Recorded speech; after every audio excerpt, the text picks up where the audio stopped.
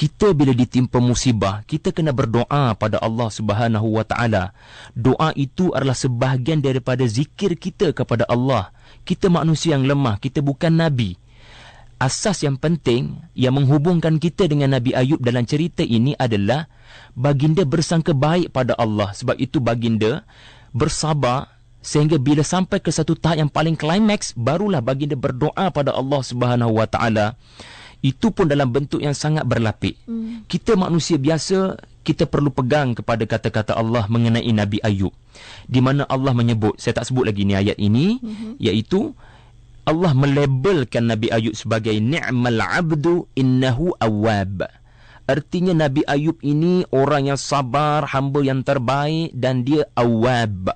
Awwab artinya orang yang konsisten kembali kepada Allah.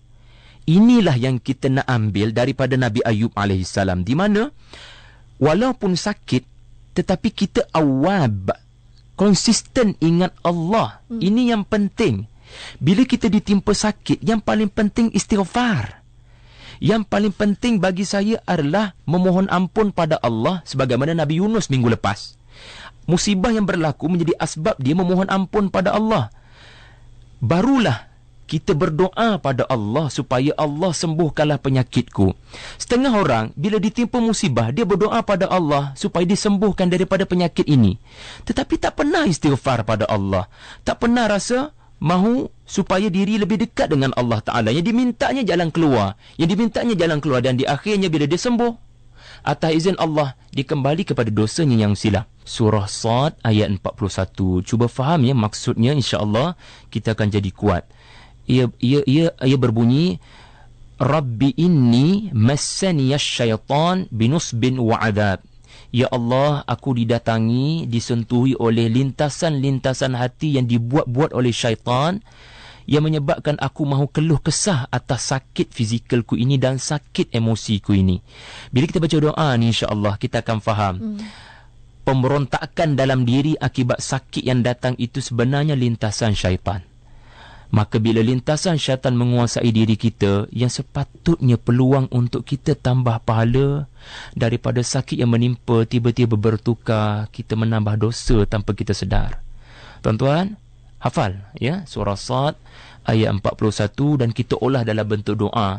Rabbi inni massaniyash syaitanu binusbin wa adab. Insya-Allah mudah-mudahan kita menjadi kuat. Apa perspektif yang sepatutnya kita dapati daripada rakaman Allah mengenai doa Nabi Ayub? Pertama, Nabi Ayub bersangka baik pada Allah. Bila kita berdoa pada Allah, kita kena doa sebut Allah sebagai Ar-Rahman, Arhamar Rahimin. Sebab ini kaedah Nabi Ayub AS sehingga dimustajabkan Allah Subhanahu wa taala.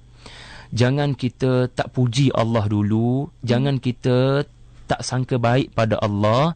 Sangka baik pada Allah, insya-Allah dalam doa itu Allah akan lebih dekat dengan kita. Yang kedua, tuan-tuan, banyakkan istighfar terlebih dahulu sebelum berdoa supaya diminta solution. Banyakkan istighfar terlebih dahulu, sebab itu Nabi Yunus, Nabi Ayub, mereka tak mention pun supaya dikeluarkan dari ikan nun ataupun dihilangkan penyakit kulit. Yang jelas dalam Quran, subhanaka inni kuntu minaz zalimin. Nabi-nabi ni memang dia tak ucap supaya disembuhkan, tetapi Allah faham sangat isi hati mereka. Yang penting bagi Nabi adalah mereka ini diampunkan dosa dan mereka terus baik hubungan dengan Allah Ta'ala. Sebab once mereka angkat tangan pada Allah, Allah memang akan mustajabkan doa mereka. Dan yang ketiga, perlu ada ikhtiar. Yang inilah kaedah Nabi Ayub AS. Macam tuan kita tadi mendapatkan rawatan daripada pakar dan mungkin mendapatkan rawatan secara perubatan alternatif ke. Sebab Nabi Ayub pun Allah didiknya supaya berikhtiar dalam bentuk mandi dan minum. Barulah Allah merawat penyakit yang ditimpa kepada baginda. So ini sunnatullah dan syariatullah yang ada di sebalik kisah Nabi Ayub AS. Kita jangan salah faham seolah-olah kisah Nabi Ayub adalah seorang Nabi yang memendam dalam hati, kemudian dah tak sampai ke satu tahap baru berdoa. Tidak. Nabi Ayub awwab, sentiasa berzikir pada Allah, mohon istighfar pada Allah, dan bila dah tak mampu lagi nak beribadah dengan tenang, barulah dia berdoa pada Allah supaya Allah mendengar rintihannya itu dengan penyakit yang dibebaninya.